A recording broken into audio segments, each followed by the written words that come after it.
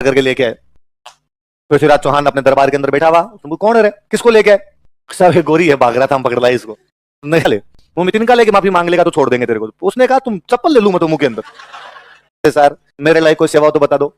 सेवा के तार पृथ्वीराज की एनिवर्सरी आई तो बुक और भेजा सर। तराइन का दूसरा युद्ध युद्ध नहीं विश्वासघात था। तराइन का दूसरा है कि उसका कोई अब लेना देना नहीं बचा है कि जयचंद और गौरी के बीच में किसी भी प्रकार की मिली भगत थी, ऐसा कोई प्रूफ किसी के पास भी नहीं है, क्योंकि तक उस बात को सत्य नहीं माना जाए। चंद बरदाई वाली किताब के पक्ष में अभी तक अपने पास कोई भी प्रूफ नहीं। हो सकता है आने वाले टाइम में स्टोरियन प्रूफ ढूंढ ला, पर तीर चला देगा, जहां पे आवाज आएगी एग्जैक्टली वहां पर निशाना लगा देगा। और दूरी बताता है, चार बांस जितना 24 गज होता है, 24 गज 8 अंगुली पर सुल्तान बैठा है। मतु के चौहान आज चौहान किया तो हरियाणा साइड में कोई खोखर सैनिक था और उस खोखर सैनिक ने गोरी के छुरा मार के गोरी को मार दिया था। तो यदि आप पृथ्वीराज के शब्द भेदी बाण से गोरी को मरता हुआ दिखाएंगे कि इस युद्ध के अंदर मेवाड़ की तरफ से समर सिंह लड़ा था, बढ़ता उधर गजनी से, और अपने पंजाब में एक जगह पड़ती है बठिंडा। पंजाब में कौन सी जगह? उस टाइम बठिंडा को बोला करते थे तबर हिंद। तब बठिंडा का नाम क्या हुआ करता था? और उसने आगे तबर हिंद पे कब्जा कर लिया। किस पे कब्जा कर लिया? बठिंडा। पृथ्वीराज चौहान बैठा दिल्ली। पृथ्वीराज चौहान ने राजधानी कहां बना रखे? अजमेर था, अजमेर से कहां चला गया था? दिल्ली। अब वो जब उसने देखा कि यार पंजाब के अंदर आके कौन बैठ गया आजकल? गोरी। पंजाब में कहां पर कब्जा कर लिया उसने? तबरिंद। तबरिंद बोले तो आज का। तो उसने पूछा भाई सब किधर? मुंह उठा के चले आ रहे हो, नथी का बड़ा थोड़ी इधर, ऐसे कैसे घुस सकते हो तुम? और गौरी ने कहा तो लड़ाई कर ले। गौरी ने कहा तू बात कर रहा तबरिंद की, मैं दिल्ली की तरफ आ रहा हूं। अब गौरी पंजाब से आगे बढ़ता है, पृथ्वीराज दिल्ली से इधर से आगे बढ़ता है। हरियाणा में एक जगह पड़ती है तराइन। कौन सी जगह पड़ती है? तराइन के अंदर दोनों आमने सामने। चौहानों तथा गजनी के राजाओं के बीच लंबे समय से दुश्मनी चली आ रही थी। अच्छा, इधर पृथ्वीराज तो अपने साम्राज्य का विस्तार नहीं करना चाहता, उसका हो रखा है, लेकिन गौरी तो करना चाहिए, तभी तो इधर आ रहा है। युद्ध होता है तराइन के अंदर, और युद्ध में पृथ्वीराज गौरी को डंग से हरा देता है, वो डंग से पीट देता है इस युद्ध के अंदर। ऐसा माना जाता है, ऐसा कहा जाता है कि इस युद्ध में गौरी को गिरफ्तार कर लिया गया। क्या कर लिया गया? और गौरी को गिरफ्तार करके लेके आए। पृथ्वीराज चौहान अपने दरबार के अंदर बैठा हुआ, तुम कौन है रे, किसको लेके आए? सब गोरी है, भाग रहा था, हम पकड़ लाए इसको।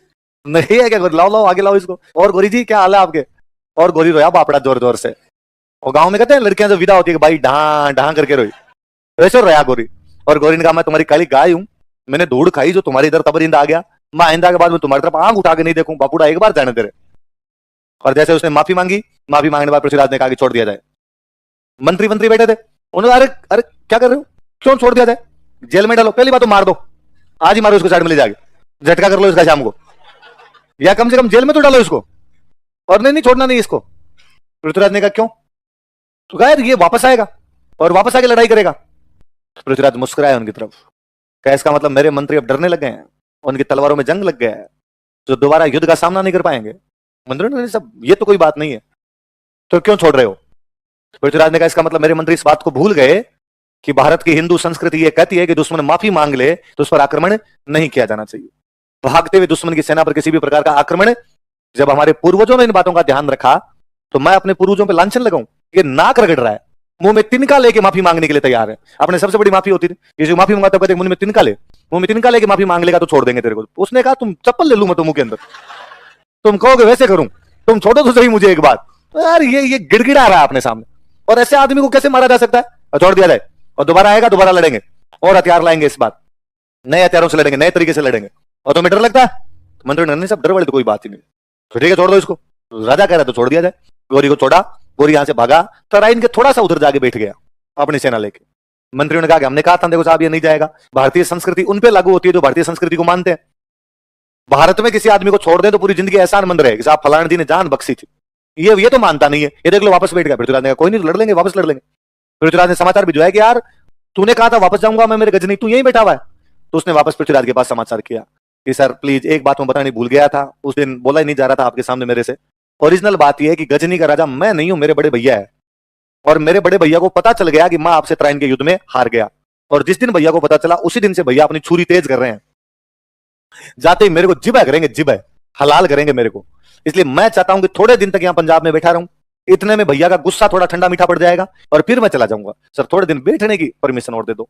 पृथ्वीराज ने कहा ठीक है बैठा रहा, बाद में चला जाएगा, तू तंग तो नहीं करेगा? उसने कहा पक्का, क्यों तंग करूंगा मैं आपको?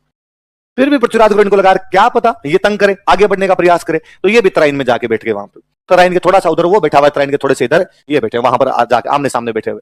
और गौरी ने वाकई कोई तंग नहीं किया, साल भर गौरी चुपचाप उधर सामने बैठा रहा।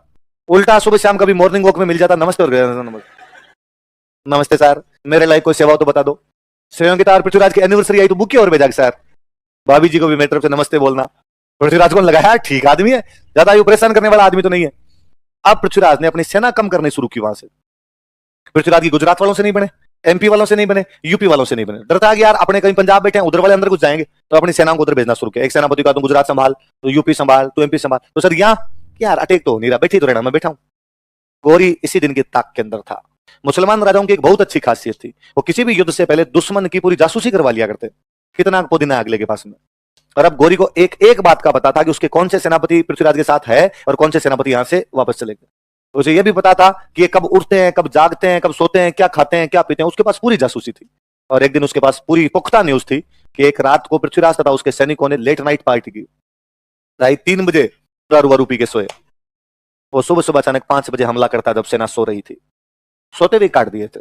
आधे उठ पाए, आधे उठ नहीं पाए, कोई घोड़े पे बैठ पाया, कोई घोड़े पे नहीं बैठ पाया। तराइन का दूसरा युद्ध युद्ध नहीं विश्वासघात था। तराइन का दूसरा युद्ध युद्ध नहीं विश्वासघात था। दूसरे युद्ध के अंदर गौरी जीत जाता इस बार नहीं था। कहां पड़ा उस पन्ने को फाड़ देना आज, अब नहीं था। चलो और कोई सवाल? क्लियर की थी। हिस्ट्री में खूब सारे वर्जन होते हैं, आप किसी एक वर्जन को पढ़ के आए हो, अपने पढ़ना होता है मिली जुली चीजें। उस वर्जन का इतना खंडन है, इतना ज्यादा खंडन है कि उसका कोई अब लेना देना नहीं बचा है। कि जयचंद और गौरी के बीच में किसी भी प्रकार की मिली भगत थी, ऐसा कोई प्रूफ किसी के पास भी नहीं है। क्योंकि गौरी ने त्राइन के युद्ध के ठीक बाद जयचंद को युद्ध में मारा है। यदि गौरी और पृथ्वीराज, गौरी और जयचंद के बीच में किसी भी प्रकार का अलायंस होता तो क्या गौरी जयचंद के खिलाफ हमला करता? जबकि जयचंद गौरी के खिलाफ युद्ध में लड़ता हुआ मरा है। पहले बड़ी बात क्लियर। चलो तो दूसरा, ऐसा कहा जाता है कि पृथ्वीराज यहां से निकलता है, हरियाणा में एक जगह और पड़ती है सिरसा, नाम सुना है? सिरसा के पास में कोई छोटा सा गांव उड़ा था, सरस्वती, क्या नाम था? यहां पे इसको पकड़ा गया पृथ्वीराज को और पकड़ के मार दिया गया। और सुनना देखो, फिर 2 वर्जन है। एक राइटर हुआ हसन निजामी, मोहम्मद गौरी की साइड का एक राइटर था। उस राइटर का नाम क्या था? क्या नाम है राइटर का? हसन निजामी ने एक बुक लिखी थी ताज उल मासिर। क्या बुक लिखी, नाम बोलो देखे? ताज उल, किसकी बुक है ताज उल मासिर? क्या नाम बुक है हसन निजामी की? और हसन निजामी ताजुल मासिर के अंदर लिखता है कि हाँ हमने गौरी को पृथ्वीराज को पकड़ा। पकड़ने के बाद में पृथ्वीराज ने सरेंडर कर दिया। सरेंडर कर दिया तो हमने उसको पकड़ के अजमेर लेकर अजमेर में राजा बना दिया। हमने कहा अजमेर का राजा तू, दिल्ली हमारे पास, और उसे हमने कहां का राजा बना दिया? अजमेर। लेकिन राजा बनने के थोड़े दिन बाद वो फिर हमारे खिलाफ बगावत कर देता है। इस बार हमने उसको पकड़ा और पकड़ के मार दिया। और हसन निजामी कहता तो है कि हमने उसको मारा है, लेकिन वो कहता है कि पहले हमने पकड़ा तब उसने क्या कर दिया? सरेंडर। तब हमने उसको कहां का राजा बनाया? अजमेर। फिर दोबारा उसने हमसे लड़ाई की, इस बार हमने पकड़ा, पकड़ के हमने उसको मार दिया। इसका मतलब हसन निजामी ये कहता है कि पृथ्वीराज ने कुछ दिनों तक गौरी के अधीन शासन किया है। किसके अधीन शासन किया?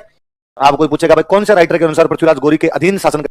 ये तो तुर्कों साइड का वर्जन है, तुर्कों वाला वर्जन हमें इस किताब से पता चलता है। इधर अपनी साइड का एक वर्जन देता है चंद्रबरदाई। कौन देता है? चंद्रबरदाई की पुस्तक कौन सी अपन पढ़ चुके हैं, कौन सी बुक है? और चंद्रबरदाई उसके अंदर ये लिखता है कि भाई मैं पृथ्वीराज चौहान के दरबार में हूं और पृथ्वीराज चौहान को यहां से पकड़ा और पकड़ के ले गए गजनी। पकड़ कहां ले गए? और गजनी में ले जाके पृथ्वीराज चौहान की दोनों आंखें निकाल दी और आंखें निकाल के अंधा करके उसको जेल में पटक दिया।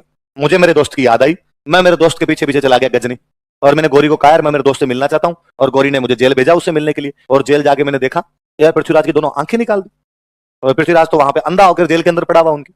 मैं गौरी के पास यार, मैंने गौरी को कहा गौरी यार तू हमारे पास आया था, तब देख तूने माफी मांगी तो हमने तेरे को छोड़ दिया था, अब तू भले ही मत छोड़िए, माफी नहीं मांग रहा तो पर आंखें कैसे निकाल सकता है? गौरी अंसार गौरी ने हंस के कहा कि भारत की संस्कृति ये कहती है कि दुश्मन माफी मांग ले तो उसको छोड़ दिया जाना चाहिए। अफगानिस्तान की संस्कृति ये कहती है कि दुश्मन को पकड़ते ही उसकी आंखें निकाल लेनी चाहिए, और अभी तो आंखें निकाली है, थोड़े दिनों में मारेंगे हम तो इसको। चंद्रबरदाई कहता है कि मैंने गौरी को कहा कि गौरी भले ही तुमने हमारे राजा की आंखें निकाल ली हो, तो यार हमारा राजा ही है, इसके पास में एक अद्वितीय योग्यता है। गौरी ने कहा सीखा है कि हमारा राजा बिना आंखों के तीर चला सकता है, बिना आंखों के निशाना लगा सकता है। गौरी ने कहा मैं मिला सुबह से ऐसी मजाक करने के लिए तेरे को, आदमी की आंखें नहीं है, दिख ही नहीं रहा है तो कैसे चला देगा तीर? ने कहा शब्द भेदी बाण चलाना जानता है। कैसा बाण चलाना जानता है? आवाज के ऊपर तीर चला देगा, जहां पे आवाज आएगी एक्जैक्टली वहां पर निशाना लगा देगा। गौरी ने कहा ऐसे कोई थोड़ी ना होता है। चंद्रबरदाई ने वापस कहा कि इसका मतलब तू भारतीय संस्कृति को जानता नहीं है। भगवान राम के पिताजी थे अयोध्या के महाराज दशरथ, और महाराज दशरथ शब्द भेदी बाण चलाना जानते थे। वो अक्सर सरयू नदी के किनारे एक मचान बनाकर बैठ जाया करते। सरयू नदी में रात को जैसे ही अंधेरे के अंदर कोई पशु पानी पीने के लिए आता और अपना मुंह जैसे ही उस पानी के अंदर डालता, छबाक की आवाज के साथ महाराज दशरथ तीर चलाते और पशु का शिकार कर लिया करते। दुर्भाग्य एक दिन वहां पर जब महाराज दशरथ शिकार करने के लिए गए हुए थे, सरयू नदी के अंदर पशु नहीं बल्कि श्रवण कुमार आया, जो अपने अंधे माता पिता को तीर्थ यात्रा कराते वहां से घूम रहा था, अंधे माता पिता के लिए पानी लेने के लिए आया था। जैसे ही श्रवण कुमार के बर्तन की आवाज पानी के अंदर आई, महाराज दशरथ ने तीर चलाया, लेकिन इस बार तीर के साथ किसी पशु के मरने की आवाज नहीं है बल्कि मनुष्य की चित्कार सुनाई दी। महाराज दशरथ जब तक वहां तक पहुंचते तब तक श्रवण कुमार लगभग मरने वाला था, और उसने मरते मरते कहा कि हे महाराज, और तो अब क्या कर पाओगे मेरे लिए? अंधे माता पिता पानी का वेट कर रहे होंगे, प्लीज पानी तो पिलाना उनको। महाराज दशरथ जब अंधे माता पिता के पास पानी लेकर गए, बोला नहीं गया उनसे, कई देर तक तो चुप रहे, वहां पर खड़े रहे। अंधे माता पिता ने पूछा कि हमें तुम्हारी चाल से लग रहा है कि तुम श्रवण कुमार तो नहीं हो, कौन हो तुम, क्या हुआ हमारे बेटे के, तुम सच्ची सच्ची बात बताओ। और महाराज दशरथ ने उन्हें कहा कि मुझे माफ कीजिए, मेरी ये गलती की वजह से, मेरे तीर से, मेरे शब्द भेदी बाण से श्रवण कुमार मर गया है। मैं तुम दोनों की रखवाली करूंगा, मैं तुम दोनों की सेवा करूंगा, तुम दोनों मेरे साथ चलिए। लेकिन उन अंधे माता पिता ने रोते रोते कहा कि अब जब बेटा मर गया तो हम जिंदा रहकर क्या करेंगे महाराज दशरथ, लेकिन हम माता पिता के कलेजे से तेरे लिए श्राप निकलेगा। जिस प्रकार हम पुत्र वियोग में आज तड़प तड़प के मरेंगे, एक दिन तो इसी प्रकार पुत्र वियोग में तड़प तड़प के मर जाएगा। समय का चक्र घुमा, महारानी कैकेयी को दिए गए 2 वरदानों के कारण भरत को राजतिलक किया गया, भगवान राम को वनवास दिया गया। महाराज दशरथ उसी प्रकार तड़प तड़प के मरे थे जिस प्रकार श्रवण कुमार के अंधे माता पिता। चंद्रबरदाई ने कहा कि हमारे शब्द भेदी बाण नहीं होता तो रामायण नहीं होती, क्यों राम जी को वनवास जाना पड़े, क्यों सीता को रावण लेके जाए, क्यों हमें लड़ाई करनी पड़े, रामायण खत्म हो जाती है हमारी। तो गौरी हमारे होता है ऐसा? तो गौरी ने कहा यदि तुम्हारे होता है तो सुल्तान कारनामा देखना पसंद करेगा, कल दिखाया जाए सुल्तान को। अगले दिन सुल्तान का मंच बनाया गया बहुत बड़ा सा, और मंच बना के पृथ्वीराज चौहान को एक पोडियम पे खड़ा किया गया, सामने घंटी बांधी गई कि घंटी पे जैसे टन की आवाज है पृथ्वीराज को घंटी पे तीर चलाना है। पृथ्वीराज ने कहा चला दूंगा, तुम तो टन करो उधर, अभी बता दूं मैं। और चंद्रबरदाई कहता है कि मैं वहीं खड़ा था और मैंने पृथ्वीराज को कहा कि पृथ्वीराज घंटी पे तीर नहीं चलाना। तो उसने कहा तो कहा गौरी बैठा तेरे साइड में, गौरी को सल्टा दे आज। तो पृथ्वीराज ने कहा पर मुझे ये नहीं पता कितनी दूर बैठा है, दूरी पता हो तो फिर मैं उस हिसाब से तीर चला दूं। चंद्रबरदाई कहता है कि मैंने वहां खड़े खड़े दुआ बोला, आप ज्यादातर लोग दुआ जानते हैं, 4 बांस 24 गज अंगुल अष्ट प्रमाण, ताऊ पर सुल्तान और मत चुके चौवान। और दूरी बताता है 4 बांस जितना 24 गज, गज होता है 24 गज 8 अंगुल, 24 बांस सॉरी 4 बांस 24 गज 8 अंगुल, इतनी दूरी पर सुल्तान बैठा है, मत चुके चौवान, आज चौवान चुक मत जाना। और कहता चौवान चुका ही नहीं, उसने तीर चलाया, तीर चला के गौरी को मार दिया। और गौरी को मारने के बाद में पृथ्वीराज चंद्रबरदाई को मार देता है और चंद्रबरदाई पृथ्वीराज को मार देता है, दोनों एक दूसरे को मारकर वहां पर सुसाइड कर लेते हैं। तो ये कहानी सुनाई किसने? तो ये कहानी पायरेट्स ऑफ द कैरेबियन में जैक स्पैरो एक डायलॉग बोलता है कि जो कोई पायरेट्स ऑफ द कैरेबियन के चंगुल में फंसा वो वापस जिंदा लौट ही नहीं सका। तो जैक स्पैरो कहता है फिर ये कहानियां सुनाता कौन है, कौन बताता है कि पायरेट्स ऑफ द कैरेबियन कैसे होते हैं कैसे? फिर हम उसका जवाब देते हैं। हम कहते हैं ये कहानी चंद्रबरदाई का बेटा पूरा करता है, बेटे का नाम था जलहन। क्या नाम था उसका? जलहन नाम का बेटा था, उस बेटे ने कहानी पूरी की। लेकिन चंद्रबरदाई की ये जो किताब है पृथ्वीराज रासो, इसको अभी तक हिस्ट्री वाले हिस्ट्री नहीं मानते। चंद्रबरदाई की एक भी बात सच्ची नहीं है। चंद्रबरदाई की बातों में एक भयंकर झोल है, क्योंकि यदि चंद्रबरदाई की इन बातों को सत्य माना जाए तो हिस्ट्री कॉन्ट्राडिक्टरी हो जाती है।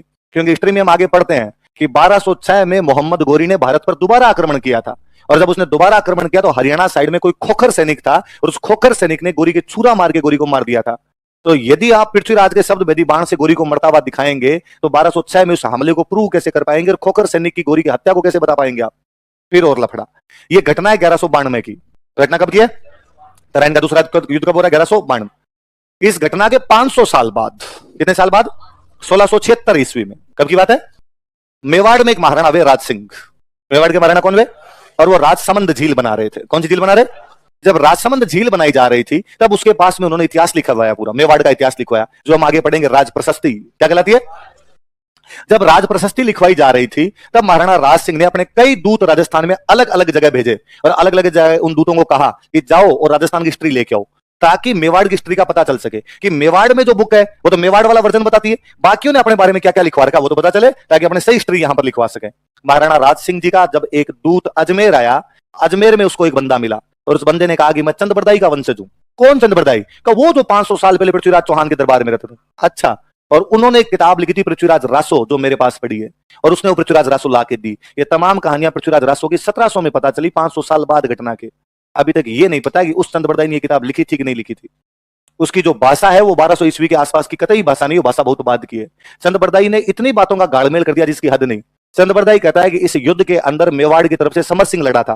कौन लड़ा था? जबकि समर सिंह इस युद्ध के 150 साल बाद तो पैदा हुआ था, 100 साल, लगभग 100 साल बाद पैदा होता। तो समर सिंह इस युद्ध के अंदर कैसे लड़ सकता है? उस युद्ध में लड़ने वाला दूसरा था। चंद्रबरदाई ये कहता है कि पृथ्वीराज चौहान का ननिहाल दिल्ली था। ननिहाल कहां पे था? जबकि हम जानते हैं कि कर्पूरी देवी चेदी के राजा अचलराज कलचुरी की बेटी थी। इसलिए पृथ्वीराज रासो में एक भी बात सच्ची नहीं है। संयोगिता वाली कहानी भी पृथ्वीराज रासो ही बताता है, इसके अलावा किसी ने इस कहानी को बताया तो अभी तक डाउट है कि पृथ्वीराज रासो की बातें किसने लिखी, कब लिखी, इस बारे में हम कुछ भी जानते। तो फिर बात सच्ची क्या है? हम कहते हैं हसन निजामी वाली बात भी गलत है, ये वाली बात भी गलत है। बीच में भी न्यूट्रल इतिहासकार जो है ओझाजी दशरथ शर्मा ये बाद में कहते हैं कि यहां से पकड़ा पकड़ के गजनी लेके गए, गजनी ले जाके आंखें निकाल के जेल के अंदर बंद किया और मार दिया। और मुस्लिम राजाओं में बहुत कॉमन सी बात हुआ करती थी, दुश्मन को पकड़ देते और पकड़ के मार दिया करते थे। बस सिंपल सी इतनी बात हुई है। न तो उसने कोई अधीनता स्वीकार की थी और ना ही किसी शब्द वेदी बाण द्वारा उसने गोरी को मारा था। ये कुछ कहानियां हैं, ऐसी कहानियां बाद में समय के साथ धीरे धीरे क्या हो जाती है, प्रचलित। फिर सबसे बड़ी बात, हिस्ट्री कहती है कि कोई भी घटना जब तक आप उसके पक्ष में प्रूफ नहीं दोगे तब तक उस बात को सत्य नहीं माना जाए। चंद्रबरदाई वाली किताब के पक्ष में अभी तक अपने पास कोई भी प्रूफ नहीं। हो सकता है आने वाले टाइम में स्टूडेंट प्रूफ ढूंढ लाए तो अपने उस बात को सत्य मान लेंगे, पर जब तक प्रूफ नहीं है तब तक चंद्रबरदाई वाली बात को किसी को भी सत्य माना नहीं जाना। चंद्रबरदाई ये कहता है कि उसने जयचंद को बुला लिया था, तो चंद्रबरदाई की सारी बातें झूठी है, जबकि इसका और कोई उल्लेख नहीं करता कि जयचंद का ऐसा कोई भी हाथ था। क्योंकि इस घटना, इस तराइन के दूसरे युद्ध के ठीक 2 साल बाद चंदावर के युद्ध में जयचंद गोरी के साथ तराइन से भी बड़ा युद्ध करता है, और चंदावर वाले युद्ध में तो जयचंद लगभग जीत गया था। तब गोरी की तरफ से आया हुआ एक तीर जयचंद के लगता है और जयचंद घायल होकर गिर जाता है और उसकी सेना भाग जाती है। तो पृथ्वीराज रासो में ज्यादातर बातें सच्ची मैंने इसलिए सुना दी कि मैं नहीं बताता शब्द भेदी बाण वाली बात, तो स्टूडेंट कहता है सर ओरिजिनल बात तो खा गए, असली बात तो बताई नहीं। आपने ये लिखो भाई पृथ्वीराज चौहान हार क्यों गया था, मेंस में ये पूछे जाएंगे। अच्छा, एक कारण तो ये था कि पृथ्वीराज के अपने आसपास के किसी भी राजा के साथ बनती नहीं थी, इसलिए आसपास के राजाओं ने उसका गोरी के खिलाफ साथ अकेला ही लड़ने के लिए, किसी भी राजा ने गोरी के खिलाफ उसकी सहायता नहीं की। एक मैं अभी बता रहा था आपको कि उसने अपनी सेना कम करनी शुरू कर दी थी। गुजरात, यूपी, एमपी, इन बाउंड्री पर अपने अच्छे सेनापतियों को भेज, उसकी सेना गोरी के मुकाबले कम, उसके अधिकतर सेनापति अन्य युद्धों में क्या थे, वैसे किसके सेनापति। फिर दूसरा तराइन का पहला युद्ध कब हुआ था, 1191। तराइन का दूसरा युद्ध कब हो रहा है, 1192। 1 साल का टाइम। गोरी को युद्ध की तैयारी का क्या मिल गया था, समय। यदि पृथ्वीराज हाथों हाथ उस टाइम हमला करता तो गोरी को संभलने का मौका मिला। उसने अपनी आर्मी दोबारा तैयार कर ली, घायल सैनिकों का इलाज करवा लिया, हथियार और मंगवा लिया, आपकी जासूस, तो टाइम मिल गया उसको आराम से संभलने। फिर हमें एक बात ये भी माननी पड़ेगी कि गोरी एक बहुत अच्छा सेनापति है, और गोरी ने अपनी डिप्लोमेसी से हरा दिया यार।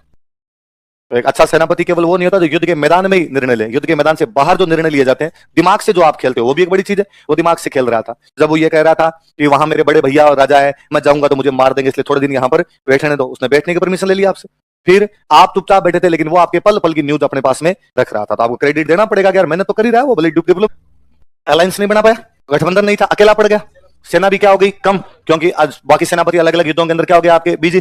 फिर गोरी को टाइम मिल गया यार, गोरी एक अच्छा सेनापति भी, उसने आपको किससे हरा दिया, अपनी कूटनीति। 2 पृथ्वीराज की तरफ से गलतियां हो रही है, साथ नहीं दे रहे, और सेना भी उसकी क्या बढ़ रही है, कम। 2 गोरी की तरफ से अच्छी बातें हो रही है कि गोरी को क्या मिल रहा है, टाइम, और गोरी अपनी कूटनीति भी दिखा रहा है आपको। 2 चीजें हमेशा लिखनी है, बाहर के किसी भी राजा की जीत बतानी हो, भारत के किसी भी राजा की हार बतानी हो, 2 बातें हमेशा लिखनी है। अपने यहाँ के राजा लड़ाइयों में हाथियों का प्रयोग ज्यादा करते, इसका प्रयोग ज्यादा करते, जबकि बाहर के लोग हमेशा घोड़े ज्यादा रखते थे। क्या ज्यादा रखते, ये अपने भारत में परंपरा थी। ऐसा माना जाता कि पहले भारत के अंदर घोड़े ज्यादा नहीं थे, घोड़े नहीं थे तो अपने यहाँ पे लड़ाइयां कैसी होती थी, हाथियों की। और फिर वो परंपरा बन गई कि राजा महाराजाओं की लड़ाई हमेशा किस पे होती, हाथी। जबकि हाथी और घोड़े, इनके मुकाबले की कोई भी लड़ाई होगी तो घोड़ा जीतेगा। हाथी के साथ में 2 समस्या है, एक तो हाथी बहुत भारी भरकम जानवर होता है, इसलिए धीरे धीरे चलेगा। घोड़ा बहुत तेज गति से मूव करके आता है, तो हाथी जाके आगे वहां जाके किसी को मार के आएगा, इतने में घोड़े वाला आगे 3 सल्टा जाएगा। एक तो सबसे बड़ी दिक्कत ये होती है। फिर हाथी के साथ दिक्कत होती है, हाथी लंबा चौड़ा जानवर होता है, इसलिए हाथी के यदि कोई तीर वीर लग गया कहीं पे आगे तो हाथी पागल हो जाता है। तो हाथियों को पागल होने से बचाने के लिए युद्ध में ले जाने से पहले दारू पिला के लेके जाते, इसलिए हाथियों को बोलते हैं मद मस्त हाथी, कि हाथू शराब पी के जाया करता था। पर कई बार ऐसा होता कि कोई तीर जोर का आके लगा तो दारू उतर गई, भाई उतर जाए ना दारू तो हाथी भागता है इधर उधर, और भागता तो अपनी सेना को कुचल देता है। तराइन के दूसरे युद्ध में सबसे बड़ा कारण तो हाथियों का भागना था। सुबह सुबह अचानक हमला हुआ, तैयार ही नहीं थे कोई, हाथियों की बीपी भी नहीं थी, हाथियों ने कुचल दिया था इन सैनिकों को नीचे। और बड़ी दिक्कत होती है कि हाथी पर बैठा हुआ राजा दूर से दिख जाता है, जो भी बड़े बड़े सेनापति होते हैं हाथियों पे बैठे बैठ के लड़ते हैं। इसलिए तुर्कों को यह चीज समझ में आ गई थी कि जो ऊपर बैठे बैठे ऊंचे ऊंचे लड़ रहे हैं सारे सारे इनके मुख्य मुख्य सेनापति है, इसलिए सारे तीर सेनापतियों पे चलाए जाए। और अपने यहाँ पे एक दिक्कत थी कि सेनापति घायल हो जाता है, मर जाता, तो सेना पीछे लौट जाया करती। तो हाथियों वाली लड़ाई बहुत खतरनाक हुआ करती इस मामले के अंदर, कि घोड़ों के मुकाबले में हाथी कभी भी जीती, और अपना वो ट्रेडिशन था कि अपने घोड़ों पे कम लड़ते, किस पे लड़ते। इस लड़ाई ने तराइन के दूसरे युद्ध में हाथियों ने अपना कमाल दिखा दिया था। हाथी भागे बेचारे सुबह सुबह इधर उधर, जो सैनिक सो रहे थे उनके ऊपर चढ़ चढ़ा गए थे। एक और बहुत गंभीर सी समस्या होती थी, अपने यहाँ पे हथियार बहुत भारी भारी हुआ करते, भारी हथियारों के साथ में लड़ा करते, जबकि जब तुर्कों के साथ में लड़ाई हुई तो तुर्क तलवारें लेके आते बहुत हल्की हल्की। और ये तो पक्का है कि अपने आप पुराने कहानियां भी सुनो, घर में भी कोई कहानियां सुनोगे तो अपने आएगा कि फलाने राजा का भाला 95 किलो का था, उस राजा की तलवार 52 किलो की थी। अपने इनमें बड़ा वो गर्व फील करते हैं, प्राइड फील करते हैं, यार इतना बड़ा भाला लेके लड़ लिया, इतनी बड़ी तलवार लेके लड़ लिया। मैं एक बार सोचता हूँ हल्की होती तो ठीक नहीं रहता। 95 किलो का एक भाला था, उसकी जगह यदि आपके पास में 23 किलो के 4 भाले होते ठीक रहता है, आराम से उठाते, आराम से मारते।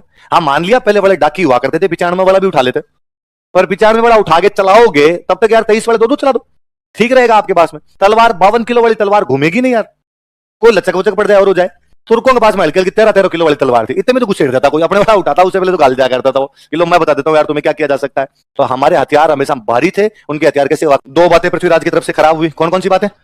साथ नहीं दिया, सेना भी क्या हो गई थी, कम। दो बातें गौरी के लिए ठीक हुई कि गौरी को युद्ध की तैयारी का टाइम मिल गया, अपनी डिप्लोमेसी से रह गया। दो बातें स्ट्रेटजी कैसी दी थी, उनके पास घोड़े थे, इनके पास साथी थे, उनके पास में हल्के हथियार थे, इनके पास में पहले बड़ी। कोई 50 शब्दों में पूछे त्राइन युद्ध में पृथ्वीराज चौहान क्यों हार गया, गौरी क्यों जीत गया, बता सकते हो?